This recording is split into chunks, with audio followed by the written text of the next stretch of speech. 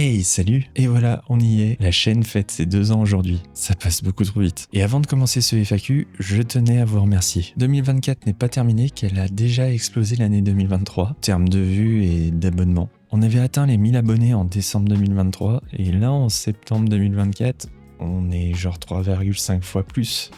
C'est assez dingo pour moi. Autre chose qui a changé par rapport à l'année dernière, c'est vos encouragements que je reçois quasiment toutes les semaines. Et aussi maintenant, quand je poste une recette, j'ai des gens qui m'écrivent genre quelques jours après pour me dire qu'ils ont testé et qu'ils ont adoré. C'est peut-être un détail pour vous, mais pour moi, ça veut dire beaucoup. Bref, sans plus attendre, on va démarrer ce FAQ. Ah, et si je parle pas très fort, c'est parce que juste là... J'ai les 2 femmes de ma vie qui sont en train de faire dodo et j'avais pas d'autre timing pour tourner cette vidéo. Ah, la vie de jeune papa youtubeur. La première question vient de Champa Flemmy. Ma question est simple, comment va la santé et la famille? Bah écoute, la famille va bien. Merci beaucoup de demander. On se fait souvent la remarque avec ma femme, mais je crois qu'on n'a jamais autant ri depuis l'arrivée de notre fille dans notre vie. Elle est adorable et nous fait craquer tous les jours. Bon, par contre, c'est pas une légende, ça grandit beaucoup trop vite. En tout cas, sur le plan perso, tout va bien. Et sur le plan pro, j'y réponds dans quelques minutes dans une autre question. Deuxième question, de pixelisation.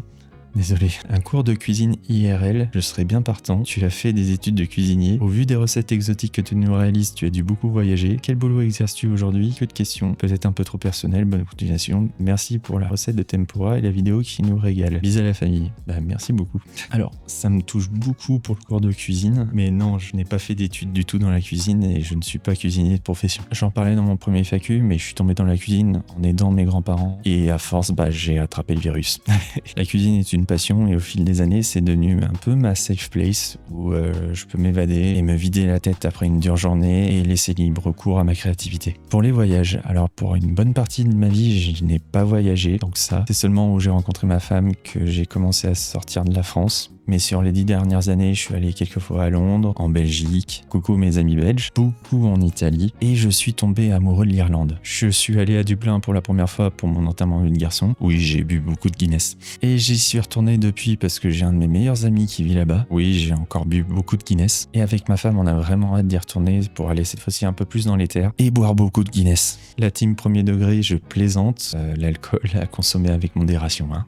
En tout cas, tu n'es pas le seul à me demander une rencontre en vrai dans ce FAQ. Pour le moment, ce n'est pas prévu au programme, mais si c'est quelque chose qui vous tenterait, peut s'imaginer un truc lorsque la chaîne aura atteint un certain palier, genre les 10 000 abonnés. En tout cas, dites-moi dans les commentaires si c'est quelque chose qui vous tenterait et on pourra s'organiser ça le jour où ça arrive.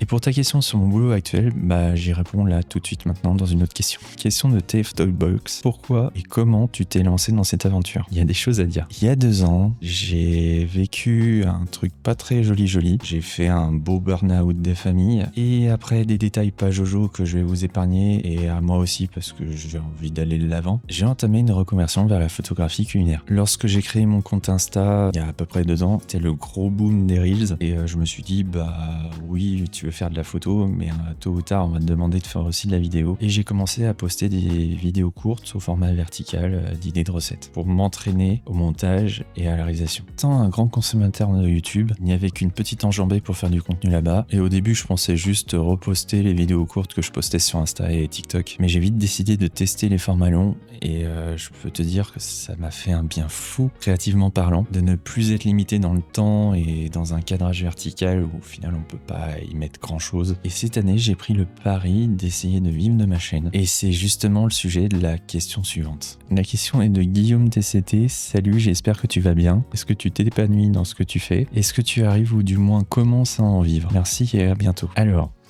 ça va être la question où je vais me permettre de répondre un peu plus longuement sur le sujet parce que j'ai une annonce à faire sur l'avenir de la chaîne. Cette année 2024, je dirais que c'est un sacré ascenseur émotionnel. Sur le plan perso, je vais tomber dans le cliché du papa gaga, mais depuis la naissance de ma fille, je crois que j'ai jamais été aussi heureux de ma vie. Mais de l'autre côté, c'est dur, c'est vraiment dur. Je mentirais si je disais que j'étais pas stressé en ce moment en fait. Pour cela, il faut qu'on revienne un petit peu en arrière en février-mars. J'ai la recette de l'oyakodon qui a littéralement explosé. C'est simple, elle a tout simplement explosé les records de la chaîne. Elle a très vite atteint les 10 000 vues et a eu un effet boule de neige sur l'ensemble de la chaîne pendant environ 1 mois et demi. Ce qui fait que je suis vite arrivé à 3000 abonnés et je me disais que si ça continuait comme ça en juin, je serais monétisé en fait. Sauf que YouTube a décidé mi-avril d'arrêter de recommander cette vidéo et ça a stoppé net la progression de la chaîne. Voilà.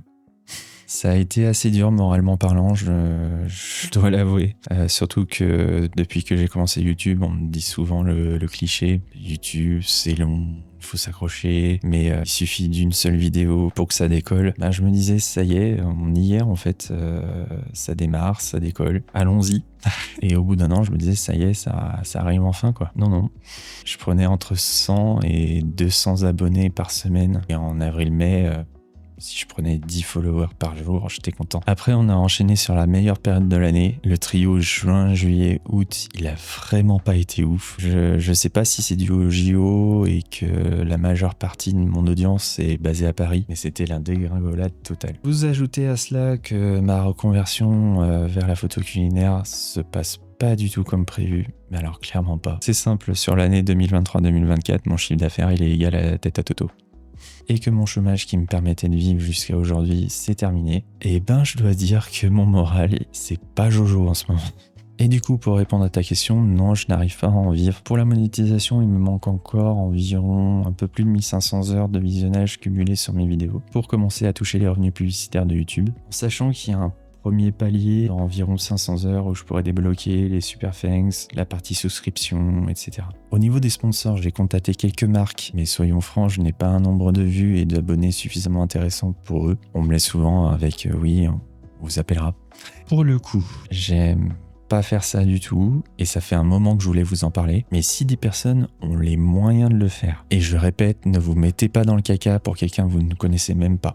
N'hésitez pas à me soutenir sur ma page Ko-fi. Vous pouvez soit me soutenir sous forme d'abonnement mensuel pour un minimum de 3 € par mois, ou me soutenir autant que vous le souhaitez en une fois. Clairement, pour le moment, vous êtes mon seul moyen de rendre viable cette chaîne, et j'en profite pour remercier les personnes qui ont déjà participé. Je le dis à chaque vidéo, mais vraiment, vous pouvez pas savoir à quel point ça me donne un coup de boost pour toujours aller plus loin sur cette chaîne. Aujourd'hui, je me donne jusqu'à la fin de l'année pour voir si les choses évoluent financièrement pour cette chaîne. Mais je roule sur la réserve clairement, et je refuse de mettre la vie de ma famille en danger un jour, donc si les choses n'évoluent pas, je devrais trouver un boulot alimentaire et soyons francs, avec la vie de jeune papa, un boulot à plein temps et une chaîne à développer pourrait pas assurer la continuité de cette chaîne autant que je le voudrais, voire pas du tout en fait. C'est quelque chose qui me fait mal, rien que d'y penser, car je reçois des messages d'encouragement toutes les semaines d'inconnus qui me disent que je mérite de percer. Et honnêtement, je me refuse de me dire que je bosse autant depuis 2 ans pour rien. Surtout que c'est frustrant parce qu'avec tous les retours que j'ai,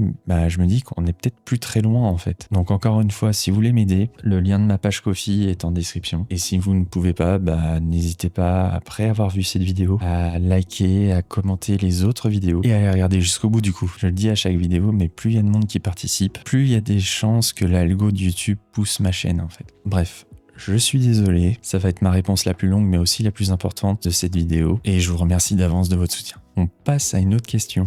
Alors, question de Nicolas Prodome 6782. Un projet de livre de cuisine. Alors cette question, je t'avoue que je m'y attendais tellement pas. Non, j'y ai même pas pensé en fait.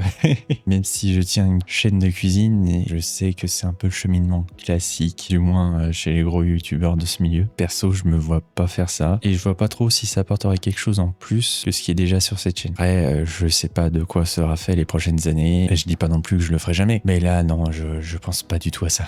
Prochaine question. De mon ami Ateraki. Est-ce qu'on te parle du step-up de tes réels montages? Alors déjà, merci. J'avoue que pour l'anecdote, j'ai reçu un message un jour d'un abonné qui me disait qu'il travaillait dans le cinéma et qui trouvait mon travail inspirant pour la colorimétrie et la composition. Et j'ai de plus en plus de vidéastes pros aussi qui remarquent mon travail. Et rien que ça, pour quelqu'un d'autodidacte comme moi, c'est juste un compliment incroyable et surréaliste pour moi. Pour le step-up, je dois avouer que je suis assez perfectionniste, donc je trouve que j'ai encore pas mal de choses à améliorer dans mes vidéos. Mais il est vrai que lorsque je regarde les premières vidéos, j'ai mal aux yeux. En tout cas, j'espère aller encore plus loin et vous proposer des vidéos encore plus qualitatives. J'aimerais bien aller sur le terrain des objectifs ciné et apprendre à bosser avec le focus manuel. Je pense que ça doit se voir depuis le début de cette vidéo, mais l'appareil photo me lâche un peu. Et avec les dernières mises à jour Fuji, l'autofocus est éclaté. mais éclaté. Et oui, du coup, c'est pour ça que vous voyez des plans flous dans certaines de mes vidéos. J'en suis fortement désolé. Pour parler vite fait équipement, il y a la gamme Nightwalker de Sirui qui me fait grave de l'œil, mais encore une fois, les sous-sous. Question suivante. Captain Midi, hola Julien, j'aimerais s'il te plaît savoir la liste des sauces et condiments qui te paraissent indispensables en cuisine japonaise, savoir éventuellement où tu fais tes emplettes, tant que frère, et pour finir, comptes-tu faire une IRL un jour? Vraiment des demandes pour se rencontrer, je pensais pas en avoir à ce stade de la chaîne, donc encore merci. Pour la liste des sauces et les boutiques où j'achète mes produits, j'en avais parlé avec certains d'entre vous, mais je compte préparer une vidéo prochainement. J'ai une idée bien précise de ce que je voudrais faire. C'est quelque chose que je n'ai jamais fait ici et jamais fait tout court d'ailleurs. Et si ma zone de confort elle est là, et ben cette vidéo elle serait ici.